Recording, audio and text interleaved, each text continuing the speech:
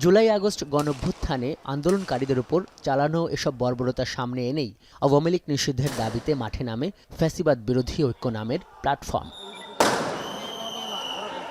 এসব সহিংসতার সাক্ষী এখানকার মানুষ, কিন্তু বিষয়টি এখনও বিচারাধীন দেশের বিভিন্ন আদালতে। রাষ্ট্রীয় ক্ষমতায় থেকে এবং সাংগঠনিকভাবে আওয়ামী লীগ কী পরিমাণ দমন-পীড়ন চালিয়েছে গেল ১.৫ দশকের শাসনামলে তা নিয়ে আন্তর্জাতিক অপরাধ আদালতসহ বিচার ও তদন্ত চলছে বিভিন্ন সংস্থায়। তবে জাতিসংঘের এই তথ্যানুসন্ধান প্রতিবেদনটি আওয়ামী লীগ নিষিদ্ধের পক্ষে একটা দলিল হিসাবে কাজ করেছে মনে করেন কেউ কেউ। এর ৫ নম্বর পাতায় আছে সংশ্লিষ্ট ঊর্ধ্বতন কর্মকর্তা এবং অন্যান্য সূত্র থেকে প্রাপ্ত তথ্যের ভিত্তিতে রাষ্ট্রীয় বিভিন্ন বাহিনীর সঙ্গে আওয়ামী লীগের সহিংস গোষ্ঠীও অংশ নিয়েছে হত্যাকাণ্ডে এবং এতে তৎকালীন প্রধানমন্ত্রী, স্বরাষ্ট্রমন্ত্রীর পূর্ণ জ্ঞান, প্রত্যক্ষ নির্দেশনা ও সমন্বয় ছিল। শেকড় থেকে শিখরে।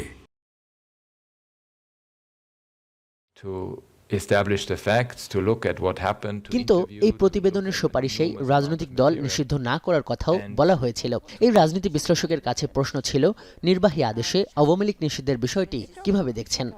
জাতিসংঘ সবকিছু রিপোর্টে যা বলেছে সবই যে একটা দেশ মানবে তা তো না।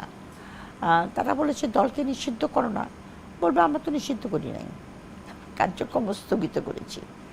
সবচেয়ে ভালো হতো যদি একটা এক্সিকিউটিভ অর্ডার দিয়ে পলিটিক্সে অংশ নেওয়া 3টা ইলেকশনে যদি তারা বন্ধ করে দিত।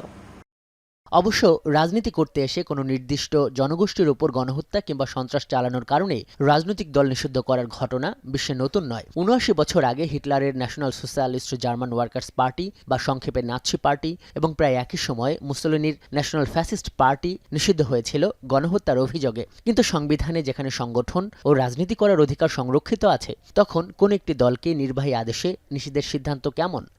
কোনো দলকে নিষিদ্ধ করা এটা পৃথিবীতে নতুন কিছু না। আওয়ামী লীগও প্রচুর সংঘকে সন্ত্রাস দমন আইনের 2 ধারায় নিষিদ্ধ করেছে। জামাত ইসলামকে এক্সিকিউটিভ অর্ডারে নিষিদ্ধ করেছে। যদি এক্সিকিউটিভ অর্ডারে নিষিদ্ধ করার জায়েজ কি জায়েজ না সেটা যথেষ্ট ডিবেটেবল।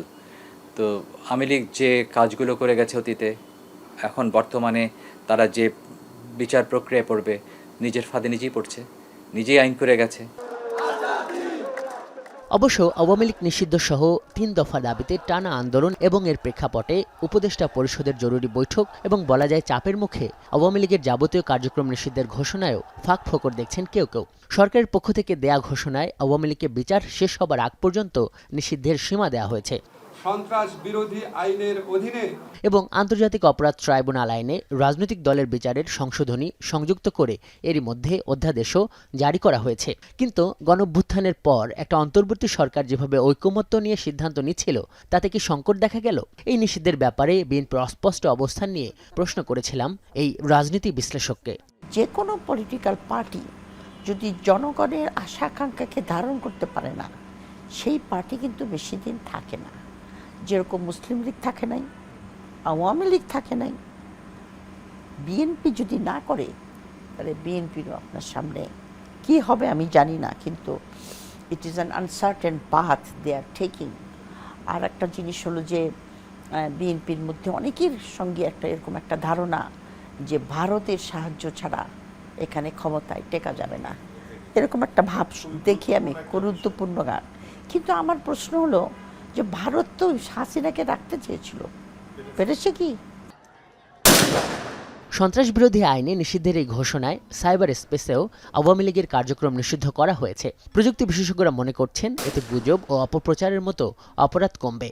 যদি সাইবার স্পেসে দেশের সার্বভৌমত্ব এবং অস্থিতিশীলতার জন্য পুনরায় কোনো কার্যবিধি করে, তাহলে ইলেকট্রনিক ভৌগোলিক অবস্থান এবং ট্র্যাকিং এবং রাষ্ট্রীয় অবকাঠামোর মাধ্যমে তাদেরকে শনাক্ত করে পরবর্তী আইনি ব্যবস্থা নেওয়া হবে। বিশ্লেষকরা বলছেন আওয়ামী লীগ নিষিদ্ধের একটা প্রভাব ভোটের মাঠেও পড়বে। গণঅভ্যুত্থান পরবর্তী যে নতুন রাজনীতির আলোচনা হচ্ছে, তার পরিণতি নির্ভর করছে স্বচ্ছ বিচার প্রক্রিয়ার উপর মত তাদের। আজহার লিমন, এখন, ঢাকা।